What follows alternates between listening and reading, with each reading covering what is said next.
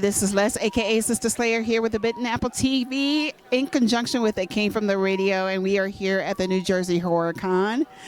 I am here with two amazing people.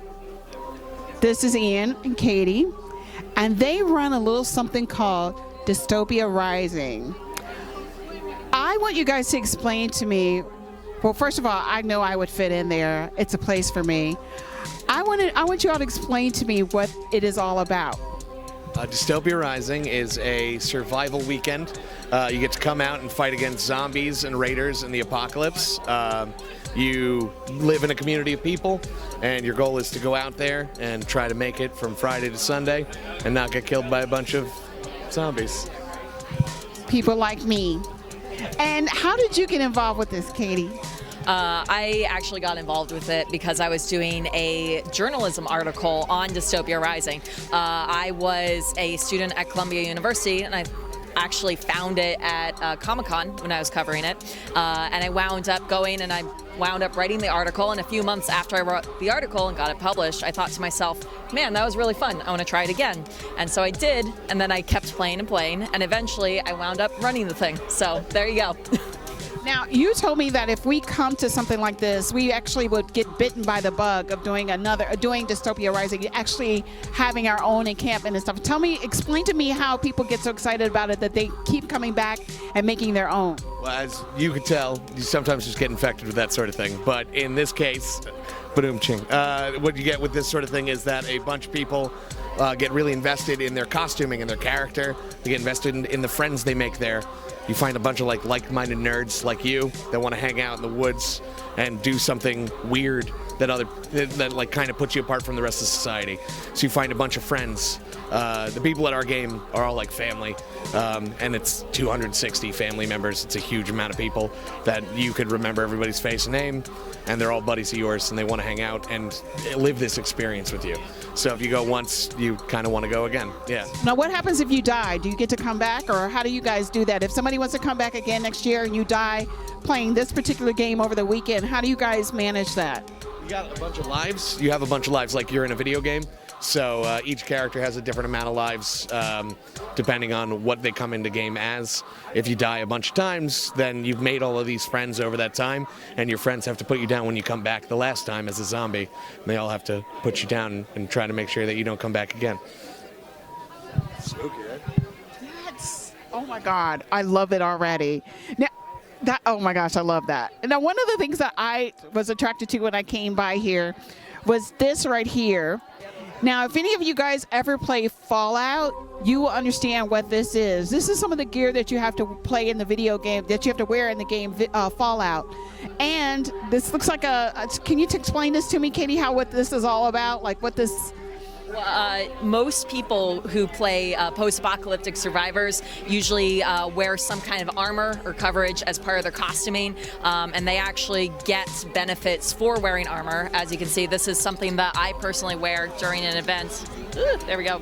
I personally wear it during the event as well. As you can see, I have like a license plate here and a little bit of tubing, but people wear this as part of their costuming to fit more into the world, and they get basically an armor benefit for wearing something like this. Now, how functional is this? I mean, because I'm sure that if a zombie comes up to you, how functional is this gear that you guys have to make? Does it have to be functional, or is it just for show? It's mostly just for show.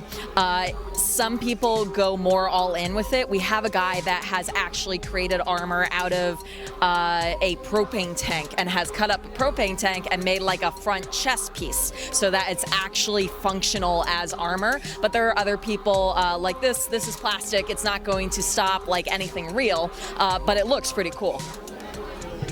It'll at least stop a football tackle because it's most likely football shoulder pads. So you can take a good dive tackle from somebody, but a zombie biting at you might still be able to get through, possibly. Yeah. Well, one of the things that I've looked at was you guys' this weaponry. So this is the weaponry that you use during the zombie apocalypse or while you're in dystopia. These is all actually plastic. It actually kind of tickles. And tell me how you guys came up with this concept. I mean, oh man, this is badass. This one I care. I love this one. And my personal favorite is this. This bat, oh my goodness. But it's soft. It's soft. It's made out of it. Okay, so tell me how you guys came up with the weaponry. What is it that, tell me a little bit about how you guys did this. We are in no way the originators of this type of weaponry. LARP's been going on for probably about 20, 30 years now. And they used to just take like probably pieces of PVC pipe and just wrap them in duct tape and hit each other with that. And as time has gone on, the art of making these weapons has gotten more delicate and beautiful. So now your pieces of weaponry look like actual things. For a long time, they just looked like foam wrapped around PVC with like silver duct tape on it. Now your knife looks like a knife. These are made from all different companies. That one's actually by a company called Epic Armory. They have their Dark Moon line. All their Dark Moon stuff looks like fire axes and sewer grates. It all looks apocalyptic. That one's from a French-Canadian company. I just wanted a cool-looking Bowie knife, and that's what they had online. It was awesome. That's a knife. Yeah, and that trench knife's from a company called Calamasil, and it's got that cool grip. A lot of these boffers are getting like more and more beautiful. That's one of our grenades. You can throw that at a person. But yeah, everything like has become so much more. We have like in the community itself dozens and hundreds of crafters that build these amazing weapons that are not mass produced like these, but they're made individually with like love. And they're like, my character has this because I got it from this guy. And they specifically design each piece of their weapons themselves. They design all their armor themselves, and they make these pieces like really a part of them. Now, how many guys do you? How many? You guys are this does? Or do you do this every week? And is this a yearly thing? How many people participate in this? We personally do this every month in New Jersey. However, we have, I believe 17 branches across the United States at this point for the Dystopia Rising franchise. Normally at the New Jersey site, we have anywhere between 160 to 300 people show up. 300 is during our peak months. And then we have a national event that we hold once a year that is the Downfall event. And that is when all the chapters get together and all attend, and that's about 1,000 people. Wow, this is so amazing. We really would like to participate in something like this as the Bitten Apple TV. So when are your most peak months and when is like a down month? Are the peak months like summertime? Yes, our peak months are usually summertime, especially like June, July, August. We also get a big kick during October, as you can imagine, because that's a big horror season. And then our slow months are usually the winter, mostly because it's cold. So it's like smaller games, but at the same time, it's kind of creepier because you're in the woods, in the snow, and it's very quiet, and you know you're the only one there, and then you hear all those zombies in the distance about to come and get you. So it's very cool. Now, people coming, do they want to participate? They just want to be zombies, or do they want to actually be survivors? Most people want to be survivors. Everybody gets to do a 4-hour shift where they get to be the zombies and they get to come and try and kill you out in the woods. People sometimes show up and they just show up for the weekend. They want to like learn about it, and they've never really done anything like this before.